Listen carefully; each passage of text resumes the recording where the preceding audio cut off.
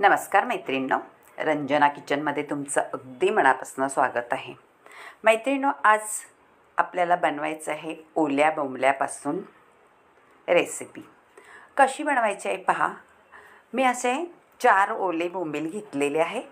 माझ्याकडे भरपूर होते पण मी फ्रायसुद्धा केले आणि ह्या 4 बोंबील ठेवले आहे. मला बोंबलाचा रस्सा बनवायचा आहे. आपण आता रस्सा कसा बनवायचा आहे म्हणजे त्याला म्हणतात बोंबलाचं तितलं. आता तितल्यासाठी मला करायचे आहे बोंबलाच्या फोडी करून घ्यायच्यात, अशा कापून घ्यायचे म्हणजे 3 तुकडे करून घ्यायचे एका बोंबलाचे. आणि तुकडे केल्यानंतर पुढची कृती पाहू. स्वच्छ करून तर घेतलेलेच आहे आणि तुकडेही करून झालेले आहेत. आता एका भांड्यात आपण काढून ठेवू ताटलीमध्ये आणि त्याला मसाला करायला घेऊ. अगदी साधा सोपा मसाला आहे. भरपूर अशी कोथिंबीर घ्यायची आहे, 1 टॅमॅटो आहे, आल्याचा तुकडा आहे आणि 5-7-8 लसणाच्या पाकळ्या आपल्याला घालून घ्यायच्यात मिक्सरच्या भांड्यात. आणि हा चिंच मी भिजत घातलेली आहे थोडीशी, तीसुद्धा आपल्याला त्याच्यात वापर करायचा आहे, पण नंतर करायचं आहे. आधी आपलं हे वाटण करून घ्यायचं आहे. अद्रक, लसूण, कोथिंबीर आणि टमाटरचं. आता कढई मी ठेवलेली आहे, ती गरम झालं का 2 चमचे घातलेले तेलाचं, त्याच्यामधलं आपलं कोथिंबीर आणि याचं वाटण घालून घ्यायचं आहे आणि छान परतायचं आहे. परतून घेतल्यानंतर त्याचा खमंग असा स्वाद येतो आपल्याला त्या रेसिपीमध्ये.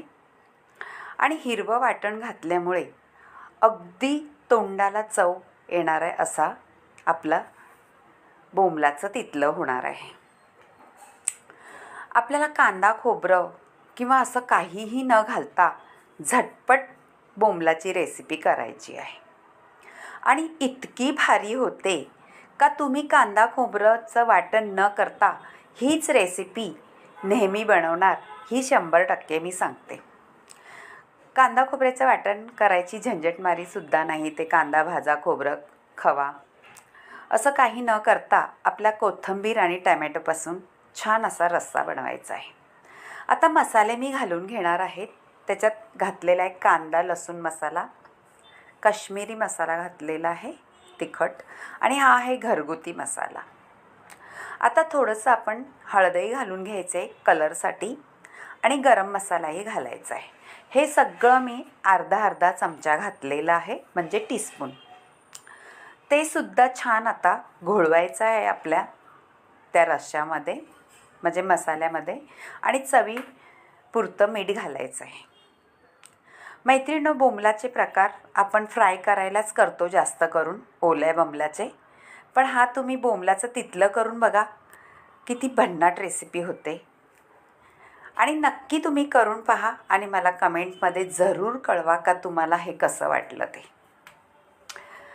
झटपट होणारं आणि तितकंच चटपटीत असं लागणारं. छान मसाला परतून घ्यायचा आहे म्हणजे कोथिंबीर वगैरे एकदम त्याला तेल सुटलं पाहिजे. जेवढा मसाला छान परतला जाईल आणि त्याला तेल सुटलं जाईल आणि ते कोथिंबीर छान अशी शिजली पाहिजे. आणि त्याचं तेल सुटल्यानंतर आपल्याला मिक्सरमध्ये थोडंसं होतं वाटण, ते सुद्धा विसळून टाकलेलं आहे. आणि पाणी आधी घालून घ्यायचं, नंतर आपल्याला बोंबील टाकल्यानंतर पाणी अजिबात घालायचं नाही. आता छान परत उकळी येऊन द्यायची आहे. झाकण ठेवून घेतलंय आणि उकळी आल्यानंतर तेल छान तवंग सुटलं आहे, तेलाची तरी आलेली आहे. आणि आता बोंबील तुकडे करून ठेवलेले आहे ते घालून घ्यायचं आहे. जास्त ढवळाढवळ करायची नाही, अलगद हाताने बोंबलाला ढवळायचं. बोंबलाचे तुकडे होता कामा नाही. तुकडे तर केलेलेच आहे मगर भुगा होता कामा नाही, कारण बोंबील पटकन शिजतात, एका वाफेत शिजतात. तिचा कोळ सुद्धा आपल्याला आता एक उकळी येऊन द्यायची आहे बोंबील टाकल्यानंतर.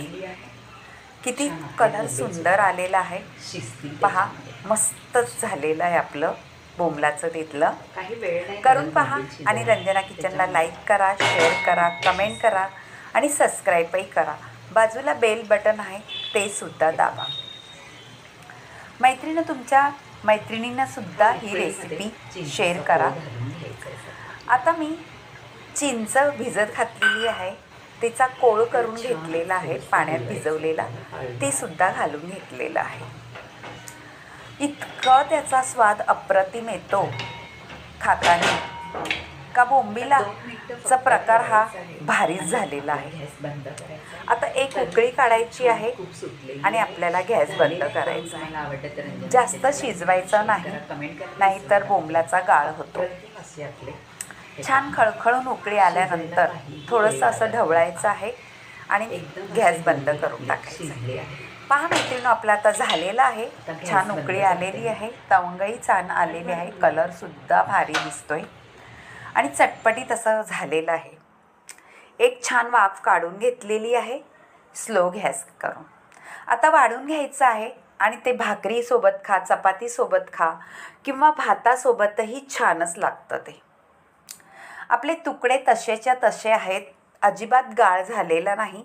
मैत्रिणी करून पहा आणि रंजना किचनला लाईक करा, शेअर करा, कमेंट करायला विसरू नका आणि तुमच्या मैत्रिणीसोबतही शेअर करा आणि त्यांनाही कमेंट करायला सांगा ही रेसिपी तुम्हाला कशी वाटली.